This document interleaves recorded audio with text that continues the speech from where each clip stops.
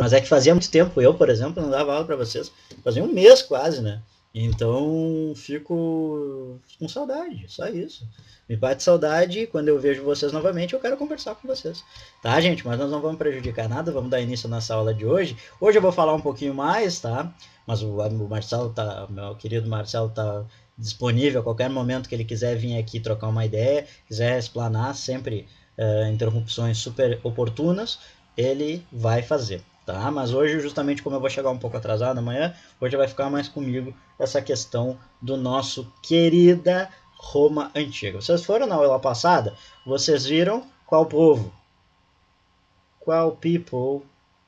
Os gregos, não é verdade? Vocês viram a Grécia Antiga. Agora nós vamos ver o segundo povo, que a gente pode dizer que está vinculado com a criação do pensamento ocidental, tá?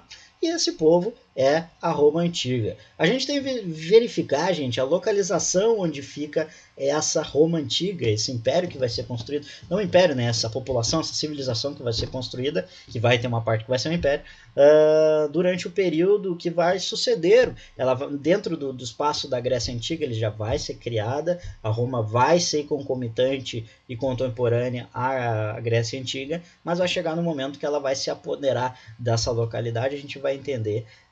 Me lembra Roma do Gladiador. Filme maravilhoso, inclusive. Adoro o Gladiador. Historicamente ele é bem ruim, mas ele é um filme muito bom, tá? Mas o Russell Crowe lá, estourado na bomba, loucão dentro da arena, era um filme maravilhoso. Eu gosto também, gosto bastante.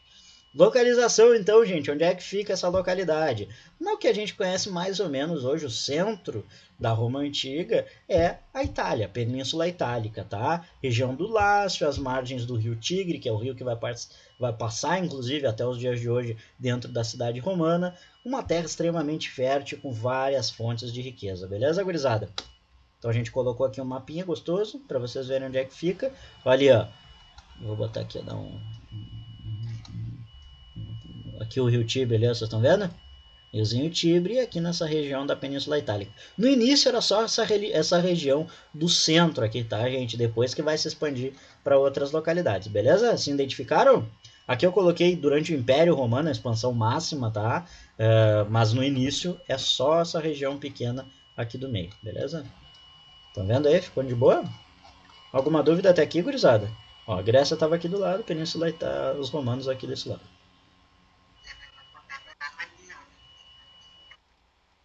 Mesopotâmia, Egito.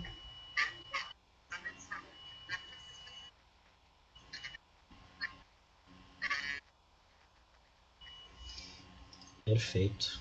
A origem, tá, gente? Tem duas vertentes, tá? Como sempre, em qualquer civilização, a gente vai ter essa necessidade de uma explicação mitológica, a gênesis da sociedade, dessa civilização, tá? E a gênesis, a origem da civilização romana, dentro da mitologia romana, vai estar vinculado à lenda dos irmãos Rômulo e Remo, tá? Rômulo e Remo, tá? Que são dois irmãos gêmeos, que uma mãe desnaturada vai deixar eles na beira do rio Tibre, lá uma loba chega e amamenta. Se vocês gostam de futebol, vocês sabem que no símbolo do clube de futebol da Roma vai estar uma loba, certo? Que é o símbolo da cidade de Romano, tá? Inclusive na própria cidade, lá na pedra fundacional da cidade, tá uma estátua de dois nenezinhos sendo amamentados por uma loba. Tá? Esses bebês crescem e viram Rômulo e Remo. No final, depois eles se matam, tá? Um deles vai matar o outro, mas nós vamos chegar a esse momento. Mas essa então é a origem mitológica da Roma Antiga. A histórica, ou seja, as evidências históricas. Camisa maravilhosa, eu tenho uma do Totti, sou fã da El Capitano. Amo o Totti. Apesar de ter falado umas bobagens nos últimos dias, mas eu gosto muito dele. Teoria histórica, tá, gente? A vertente histórica, então, da origem do Império Romano. Do Império não. A gente tem que tirar da cabeça. Da civilização romana, tá, gente? Vai ser da fusão, então, de alguns povos que ou vão viver nessa região da Península Itálica, que é o caso dos etruscos, dos italiotas, com os gregos vindos principalmente na segunda diáspora, tá, gente? A Eneida, por exemplo, que é uma outra obra muito semelhante no formato do que é a Odisseia durante o período durante o período da Grécia Antiga, que vocês viram na aula passada, lá do Homero e tudo e tal, a Eneida, que é feita pelo poeta Virgílio, a Eneida vai contar que esses gregos que vieram essas populações gregas que vieram na segunda diáspora principalmente, eram os herdeiros de Troia, tá? Isso é mitológico, não se tem comprovações de que isso acontece, mas se tem evidências de que populações gregas migraram para a Península Itálica e em conjunto com essas populações que já viviam dentro da Península Itálica, eles criaram essa cidade, essa polis que se chamava Roma, beleza? Então ali a origem de cada um, militarismos pelos etruscos, tá? Os etruscos ficaram principalmente na região norte, os italiotas, principalmente a língua, tá? Os latinos, eles eram chamados de latinos, então a própria língua é latim, beleza? Sabinos, volcos, samnitas, e os gregos, principalmente a questão da mitologia. Se tu pegar a mitologia romana, ela é praticamente uma cópia da mitologia grega. A única diferença que a gente vai ter, em grande parte, vai estar vinculada aos nomes, tá? Então, sei lá, Marte é Zeus, eu não me lembro muito bem qual os outros, mas é praticamente a mesma coisa. Daí tem que pegar, Dionísio é Baco, Poseidon é Netuno, todas essas questões que a gente vai ver posteriormente. Tá, gente? Até aqui de boa, de boinhas, tranquilinho, tranquilaço. Falem comigo. Aqui eu botei para vocês, ó, a lobinha, amamentando os gêmeos, tá? Ali o poeta Virgílio, com a Eneida. Eu coloquei um textinho ali, a obra Eneida do poeta Virgílio é responsável pela difusão da origem mitológica da civilização romana. De acordo com a obra, os romanos são herdeiros dos sobreviventes da Guerra de Troia. Inclusive o protagonista da obra, Enéas, que a gente vai ver dentro da obra de Homero, é um antigo combatente da guerra retratada na obra Ilíada de Homero. Ilíada, ou também a guerra conhecida como Guerra de Troia, tá? Beleza? Aqui para vocês vincularem, tá? Esse processo de migração que a gente vai estar vendo, essa parte em verde aqui, ó, principalmente a migração para essas regiões dos gregos, mas a gente observa ali, por exemplo, esses povos mais ao norte, como os etruscos, como os ducanos, os úmbrios, os sabinos, os próprios latinos, ficam nessa região, beleza? Cartago também, que Cartago vai ser muito importante dentro das nossas aulas. Na aula que vem a gente vai falar, na aula de manhã, né? A gente vai falar um pouquinho mais sobre Cartago. Sobre a formação da cidade, tá? Quando que inicia esse processo da formação da cidade, tá, gente? A partir, sobretudo, do século 8 a.C., tá? Roma vai surgir como uma cidade-estado, ou seja, uma polis, uma semelhança de um aspecto político, econômico e militar e também religioso de uma polis. Vocês sabem o que é uma polis, né? O que é uma polis? Fala com o tio. O que é uma polis? É uma cidade-estado. Muito bem, é uma cidade-estado. Mas o que é essa ideia de cidade-estado? O que é uma cidade-estado? Vocês devem ter visto tudo na aula passada. E viram também nas aulas de Antiguidade Oriental. Perfeito, muito bem, Vitor. Muito bem, muito bem. É isso aí mesmo. A cidade ela tem uma autonomia política e econômica. Porém, essas cidades, normalmente, uma ou mais outras cidades, vão ter um compartilhamento cultural semelhante. Então, por exemplo, tu pega lá em Atenas, Esparta, são duas cidades que são completamente distintas uma da outra, vendo da forma econômica e da forma política. Mas se tu pega culturalmente, eles fazem parte da mesma cultura, que é a cultura grega. Certo? E aqui vai acontecer a mesma coisa. A gente tem a formação dessa cidade independente, que seria Roma, porém, depois de um certo momento, a gente vai observar que Roma vai ser uma cidade que vai modificar um pouco esses padrões, porque ela vai implementar a mesma cultura e a mesma forma de governo centralizada na cidade de Roma, beleza? Então, o núcleo urbano que a gente vai ter vai ser Romum, que a cidade quer dizer em latim a cidade do rio, e a grande forma da economia nesse primeiro momento vai ser a agricultura e o pastoreiro. Ok? Pastoreio. Eu tenho uma dificuldade de falar essa palavra. A sociedade romana primitiva, isso aqui é muito importante, gente, para a gente já falando de quem é quem dentro das... Vocês vão observar que isso aqui vai aparecer muito dentro das nossas aulas de hoje e de amanhã, que é essa estrutura da sociedade romana, essa pirâmide da sociedade romana. Por quê? Porque eu acredito, e eu acredito o Marcelo também, porque a gente fez a aula em conjunto, ele não deve ter me mentido, muito pelo contrário, acredito eu. E ele também deve concordar que fica muito mais simples da gente observar as nossas aulas, porque é um período desgraçado. A gente vai ver, são 80 slides, se eu não me engano, que a gente vai ver aqui, entre hoje e amanhã. Então é paulado, é paulado. Então o que acontece? Para tu te identificar melhor dentro do processo histórico da civilização romana, a melhor forma que a gente encontra é justamente observando as classes sociais que estão envolvidas dentro desse processo. E no caso, a sociedade primitiva, desculpa que o telefone tocou, dentro da sociedade primitiva que a gente vai ter do Império Romano, da civilização romana, o início dela, dessa sociedade, vai ser isso aqui: estabelecimento lá em cima, tá? A classe superior, os principais famílias fundadoras das cidades, então serão os chamados patrícios, tá? Seria a pleboizada, a full da Roma Antiga, certo? Pessoas que faziam algum serviço. Eu acho muito engraçado isso, né? Pessoas que fazem serviço que são os clientes, né? Então, na realidade, é isso. Na Roma se inverte um pouco do sentido da palavra. Quem presta o serviço é o cliente. Tá? Então, o cliente eram pessoas próximas às grandes famílias ou parentes próximos, alguns primos próximos, que faziam atividades comerciais, principalmente para essas famílias, tá? Dos patrícios, no caso. E a gurizada, os gurias, guria, é os plebeus, beleza? A parte mais, grande parte, inclusive, das camadas da sociedade, eram os plebeus, os mais oprimidos, aqueles que sofriam mais, digamos assim, nas mãos principalmente das classes superiores, que eram os patrícios. Beleza, gente? Quem botava a mão na massa eram os plebeus durante esse momento. Ficou entendido? Falem comigo. Belezinha? Sem dúvidas? No doubt? Ah, você sabia, pensa, não sabia que eu não falava inglês. Falo tudo. Comenta aí, tio.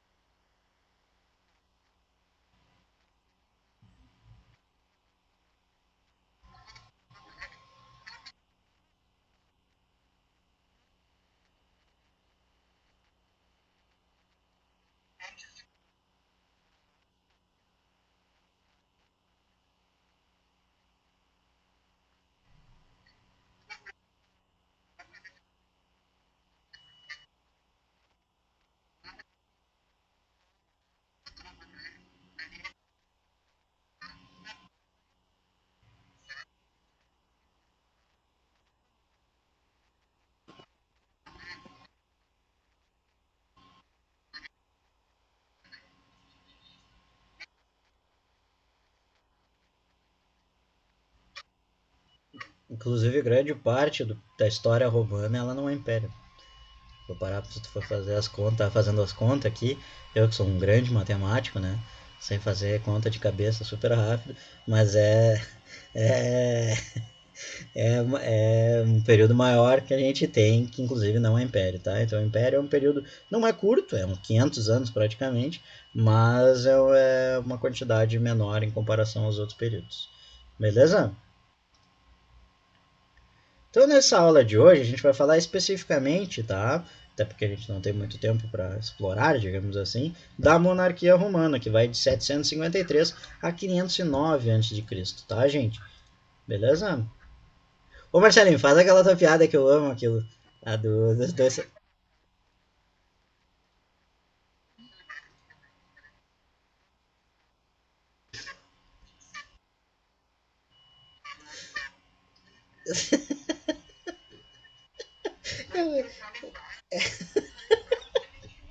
Eu amo essa piada, cara.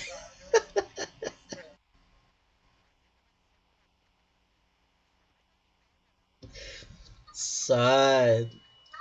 Isso é na reforma gregoriana. Isso é no século XI, se eu não me engano. Século. É.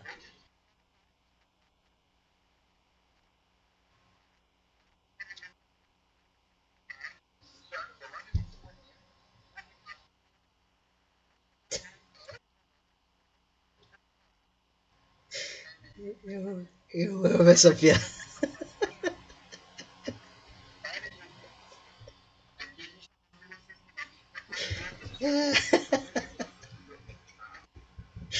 Ah, gente, vamos. Vocês têm que ter ideia que o Marcelo contou isso numa reunião, gurizada. Eu finava rindo dentro da reunião. Ai, ai, piadista. Grande humorista que nós temos aqui. Aqui não é só história, temos conteúdo também. Bate, eu acho muito bom. Vamos lá então. Monarquia romana, gurizada. Quem precisa pra ter uma monarquia? Falem pra mim. Pra ser uma monarquia, o que precisa? Básico. Padrãozinho. Um rei, uma rainha. Muito bem, essa figura monarca. Certo? Então, durante esse período da monarquia romana, pasmem, Roma também teve rei.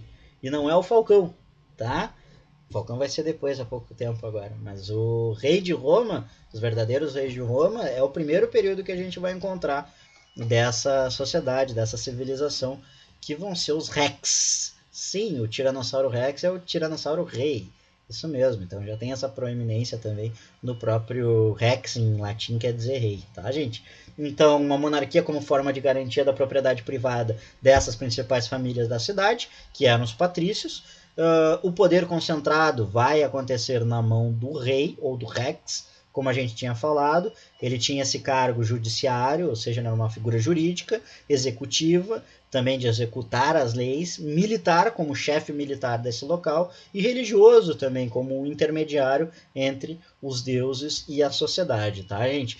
Esse cargo ele era vitalício e era eletivo, isso que é importante. Então ele era monarca, mas ao mesmo tempo ele não passava para uma, como é que eu posso dizer, um filho, uma linhagem, né? Não era, como é que a gente chama, hereditário, certo? Era eleito por justamente um órgão que vai ser criado, que vai ser comandado por essas principais famílias das cidades, que vai ser o Senado, certo? O Senado vai ser um órgão criado pelos principais representantes masculinos dessa família, dessas principais famílias da cidade, que vão comandar em conjunto com o Rex. Vocês vão ver que vai rolar uma treta entre essas duas instituições, que é o Senado, representado por Patrício, e o poder concentrado na mão dos reis. Beleza? Isso vai entrar em confronto em algum momento.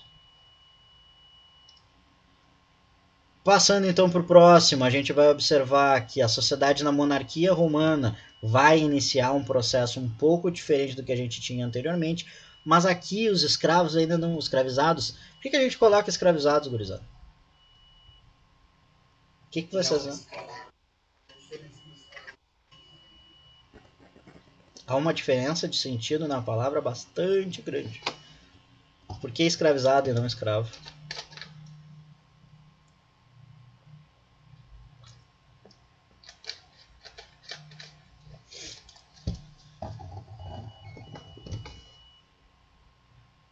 Pelo fato de ser por dívidas? Não, não está relacionado à questão das dívidas e guerras.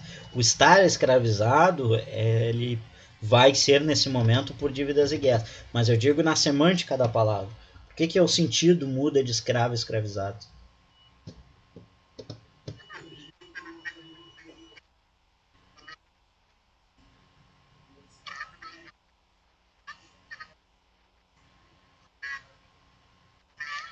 Naturaliza, natura, naturaliza a origem desse processo de escravidão. Ok? E ninguém nasce escravo. As pessoas são feitas escravizados por terceiros. Então eles são escravizados. Beleza? Então essa é uma questão que é muito importante a gente começar a se ligar nas nossas próprias vezes que a gente fala a questão de escravizado. Ninguém nasce escravo, gente. As pessoas são escravizadas por terceiros. Ok? Beleza?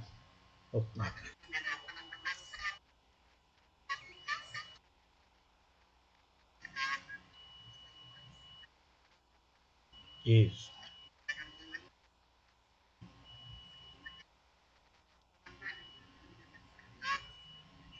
É outro processo. E ainda dentro desse elemento da sociedade romana da monarquia, muito pouco presente, eles não são tão predominantes quanto a gente vai ver posteriormente, que vai ser a forma econômica praticamente base da economia da monarquia romana. Ué, aí passou. Aqui eu coloquei uma fotinha gostosa do Senado Romano, o órgão máximo que representa a política da coisa pública, ou seja, a res pública, e nesse momento a gente não vai ter a república como forma de governo, um governo republicano, mas o Senado já era colocado como uma instituição republicana, tá? A gente vai ter quando o Senado justamente assume o poder da Roma antiga, é que a Roma vira uma república, certo? Só que a gente vai problematizar um pouquinho essa palavra república também na próxima aula, tá? Não é à toa que seus representantes eram oriundos de classe dos patrícios, ou seja, as pessoas mais ricas, grandes latifundiários de Roma. Durante o período monárquico, recorrentemente entrava em confronto com as decisões reais, o que levou à insatisfação da classe dos patrícios. Aqui, Rômulo, segundo a mitologia romana, foi o primeiro rei de Rômulo. Rômulo lá, aquele dos irmãos gêmeos que mamavam na teta da loba, na mamata lá, da loba, eles vão crescer e aí vão meio que brigar. É meio aquele teto de Caim e Abel, sabe? Da Bíblia. É mais ou menos um teto muito semelhante. Inclusive na Bíblia a gente vai ter várias. E tem outras histórias também dentro das mitologias antigas. Muitas copiam uma das outras, inclusive, certo? É, releituras, não cópias. Boa, Marcelo, melhorou a palavra. Isso, influência de uma e outra. Por exemplo, o próprio dilúvio vai estar presente em várias das narrativas mitológicas de outros locais, não só no Velho Testamento, tá? Isso provavelmente quer dizer que provavelmente aconteceu, não como foi escrito lá com a Arca de Noé, com os bichinhos. Eu vi esses dias um meme muito bom, cara, que era um leãozinho, a cara do leão, quando descobriu, quando saiu da Arca de Noé e viu que só tinha um casal de cada espécie, tá ligado? Que só podia comer alface. Eu adoro essas piadas ridículas, tá, gente? Acho que vocês conseguiram perceber. E aí era um leão com uma cara assim, um leão magrão, assim, com uma cara de apavorado. E aí, mas essa questão do, por exemplo, do. Ah, até me perco, é bobagem que eu falo, me perco. Mas essa questão, por exemplo, de em várias localidades se terem releituras diferentes de um mesmo processo. Beleza?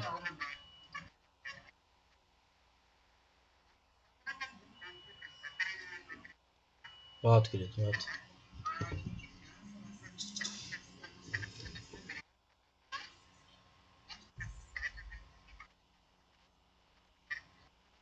Eram lindas, inclusive. Bem lindas. É, do Eduardo Cobra, assim.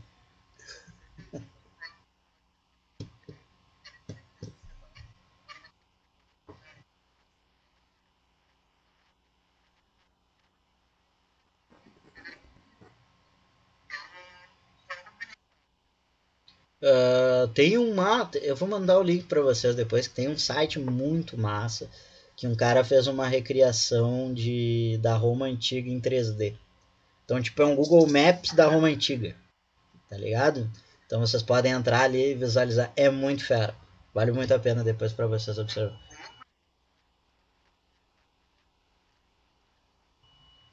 Ah, tem muita coisa. Muita coisa. Certamente. Junto com a Segunda Guerra, talvez sejam os dois mais utilizados assim dentro da historiografia. As imagens retratam então funções exercidas por escravizados aqui que eu ia falar para vocês, ó, questão do escravizado. O escravizado dentro da Roma antiga, nesse momento, principalmente na monarquia, ele era muito mais um funcionário doméstico, tá? Alguém que era criado, obviamente, eu não tô positivando o processo da escravidão aqui, não é isso. Só tô querendo mostrar para vocês que as atividades relativas das pessoas estavam mais vinculadas a uma questão de produção doméstica, nesse primeiro momento. depois a gente vai ter uma modificação nisso. E outra coisa que eu queria que vocês percebessem, que os escravizados aqui, como vocês podem perceber, são brancos. Então não existe a questão racial ainda nesse momento, certo? Que é algo extremamente importante que a gente vai problematizar depois. Então não tenho essa ideia de que escravidão é a mesma coisa desde o início da antiguidade. Não, é bem importante isso, a gente identificar os conceitos históricos a partir do contexto histórico que ele é implementado. Se existia, sim, muito provável, porque eles tinham conexão com o norte da África. Então, regiões, por exemplo, principalmente dos berberes ali, a própria região do Egito, que são populações negras, tá? Isso tem que ser dito, o Egito é negro, certo? Existia populações que alguns poderiam ser escravizados. Então, se tinha um contato com populações negroides dessa região, certo, gente? Até pode. Fale.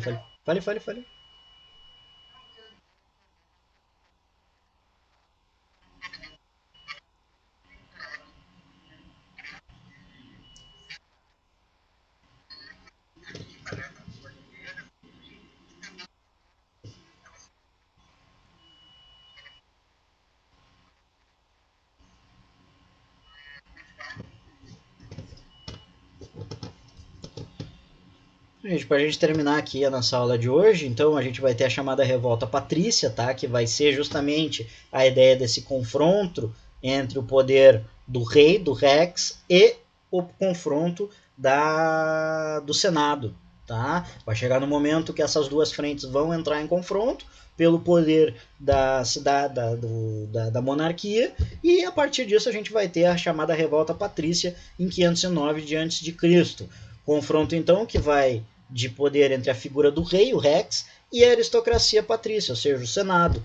E com isso a gente vai ter a derrota da monarquia e o início do período que a gente vai conhecer como República Romana, onde a gente vai ter uma hegemonia total dos patrícios controlando essa civilização. Vamos ver aqui, vai passar. Vamos ver se tem mais alguma coisa aqui. Tá demorando para subir.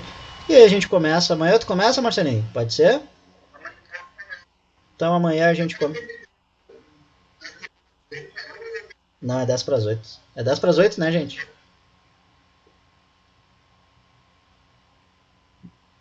Boa. Fechou ali certinho, gurizada. Na ponta. Ah, os guris são violentos, não tem. E amanhã, então, o Marcelinho recebe vocês, depois eu chego mais tarde, e aí a gente continua nossa aulinha gostosa de Roma Antiga. Ficou alguma dúvida, queridos? Fala pra mim. Fala pro tio Marcelo ali. Gostaram da aula? Acharam um saco? Dúvidas? Topzera? Topzera são vocês. Perfeito, coisa boa, cara. Beijo, gente. Boa noite. Até amanhã, viu? Cuidem-se muito. Máscara, álcool em gel e todas mais as maravilhas do mundo. Cuidem-se muito.